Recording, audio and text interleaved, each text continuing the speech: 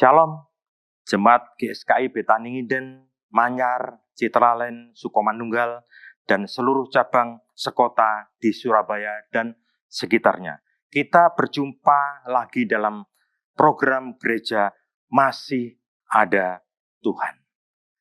Saudara dikasih Tuhan, tema hari ini, penderitaan menghasilkan kekuatan. 2 Timotius 2 ayat 11 dan 12 saya bacakan. Benarlah perkataan ini, jika kita mati dengan Dia, kita pun akan hidup dengan Dia. Jika kita bertekun, kita pun akan ikut memerintah dengan Dia. Jika kita menyangkal Dia, Dia pun akan menyangkal kita. Jadi, bagaimana kita menyikapi kondisi penderitaan pada saat ini dengan iman? Maka saya tarik kesimpulan dengan 3P. P yang pertama, penderitaan yang besar akan membawa kemenangan yang luar biasa. Paulus, dia mengerjakan pelayanannya dengan luar biasa,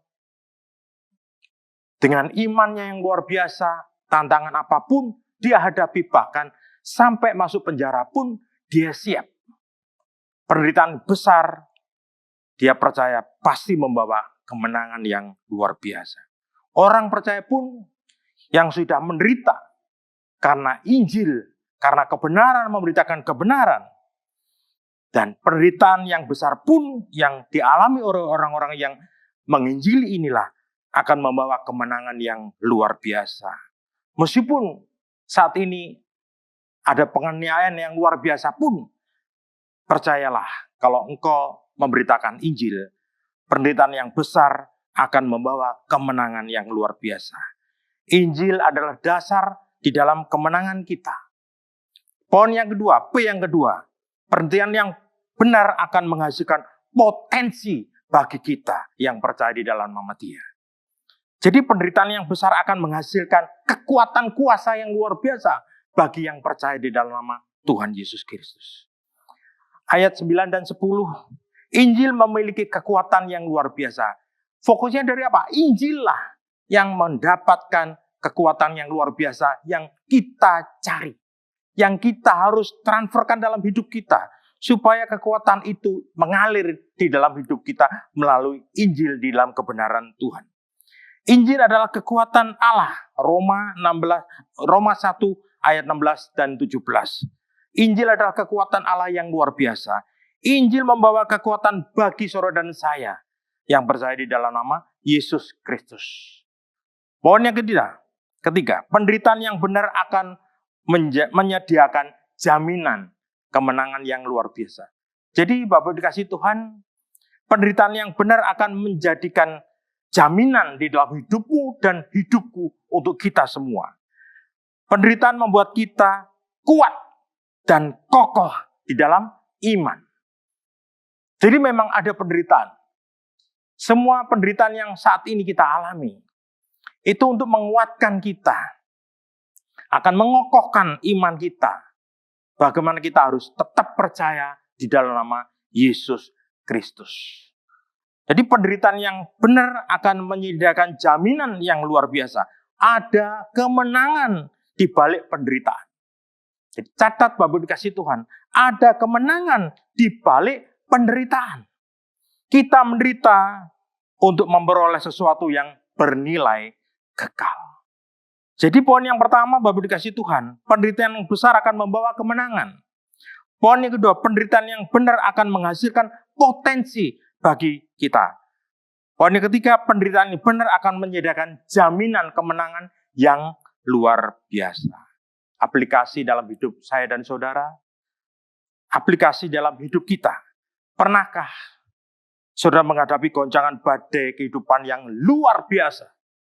Saudara sedang mengalami goncangan badai kehidupan yang datangnya secara tiba-tiba, ujuk-ujuk, mendadak, melampaui kekuatanmu, kekuatan saya, kekuatan kita semua. Seolah-olah perahu kehidupan saudara dan saya akan tenggelam di dalam badai yang luar biasa ini. Maka percayalah Bapak dikasih Tuhan. Ketaatan kepada Yesus Kristus yang kita butuhkan dalam hidup ini.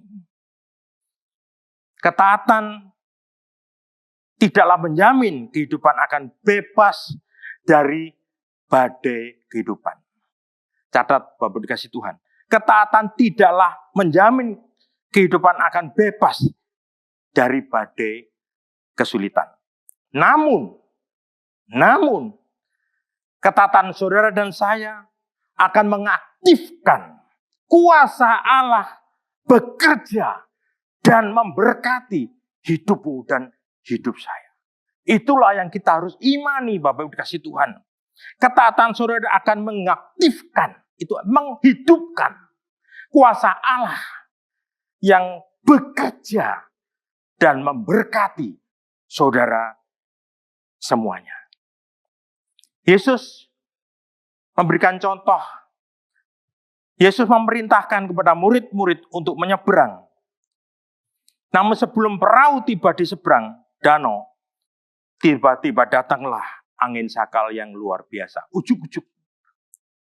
Kadangkala, Bapak Ibu dikasih Tuhan, antara perintah Tuhan untuk pergilah dan tibalah dengan selamat di seberang di tengah perjalanan, bisa saja terjadi datangnya angin sakal. Para murid sebelumnya melihat Yesus sendiri memberikan makan 5.000 orang laki-laki dan tidak termasuk anak-anak. Dan dia masih ada sisa 5 ketul roti dan 2 ekor ikan. Bahkan sisanya 12 bakul, Bapak Ibu ya. Bukankah seharusnya iman mereka telah dikuatkan dan siap menghadapi apapun di dalam perjalanan hidup ini? Mereka semuanya lupa akan mujizat yang luar biasa itu. Mereka lupa yang sudah dilihat dengan mata kepala sendiri, bagaimana Yesus melakukan mujizat demi mujizat yang luar biasa. Ketika mereka ketakutan datang di dalam menghadapi angin sakal yang luar biasa ini, dan masuk dalam hati mereka, dan dia tergoyahlah hati mereka. Padahal Yesus telah berpesan kepada mereka, nanti kita ketemu di seberang danau itu. Mereka lupa akan kuasanya yang bekerja melakukan mujizat dan janjinya untuk ketemu di seberang sana. Mengapa? Karena ketakutanlah dan kebingunganlah yang telah masuk menguasai hidup mereka. Apabila Tuhan tidak menenangkan badai kehidupan saudara, maka dia pasti hadir di tengah-tengah badai kehidupan saudara. Katakan amin. Jadi Bapak Ibu dikasih Tuhan, apabila Tuhan tidak menenangkan badai hidupmu, percayalah, dia hadir di tengah-tengah badai kehidupan saudara. Hadiratnya itu pasti akan menenangkan hati saudara. Hadiratnya pasti akan memberikan saudara keberanian untuk melangkah menghadapi badai apapun yang terjadi dalam hidupmu dan hidup saya. Percaya Bapak Ibu dikasih Tuhan. Ketakutan bukan berarti sebuah kegagalan. Tetapi alarm atau tanda yang memberi peringatan bahwa saudara dan saya masih membutuhkan Tuhan. Saat Anda menjadi takut, bukan berarti bahwa Anda sudah gagal. Ketakutan justru menyadarkan saudara dan saya, membawa kita sebagai manusia biasa yang penuh keterbatasan. Kita membutuhkan juru selamat, penolong. Dialah Yesus Kristus, Tuhan kita. Seperti para murid Tuhan Yesus ketika perahu mereka dihantam angin sakal. Mereka semuanya takut. Kita tidak boleh dikuasai oleh ketakutan. Sebab ketakutan dapat membuat kita lupa akan janji-janji Tuhan. Bapak dikasih Tuhan, jarak antara ketakutan dan kehancuran seharusnya dibangun jembatan iman dengan mencari dan percaya kepada Tuhan Yesus Kristus sebagai penolong kita. Maka Bapak Ibu kasih Tuhan, percayalah, Yesus selalu hadir dan bersedia untuk menolong saudara dan saya. Jika saudara dan saya berjalan di dalam iman, terkadang seperti berjalan dalam kegelapan malam tanpa ada secercah cahaya. Namun apabila saudara dan saya tetap mempercayai firman-Nya, maka Dia, Yesus Kristus, akan selalu hadir di dalam hidupmu dan hidupku. Saudara kasih Tuhan, mulai saat ini ambillah keputusan. Keputusan yang paling penting dalam hidupmu dan hidup saya. Lebih aman berada bersama Yesus di tengah badai hidupmu daripada tetap tinggal di dalam perahu tanpa Yesus Kristus. Anda harus melangkah keluar dengan iman bersama-sama dengan Yesus. Maka saudara dan saya pasti bisa berjalan di atas badai hidupmu dan pasti mendapatkan kemenangan yang luar biasa.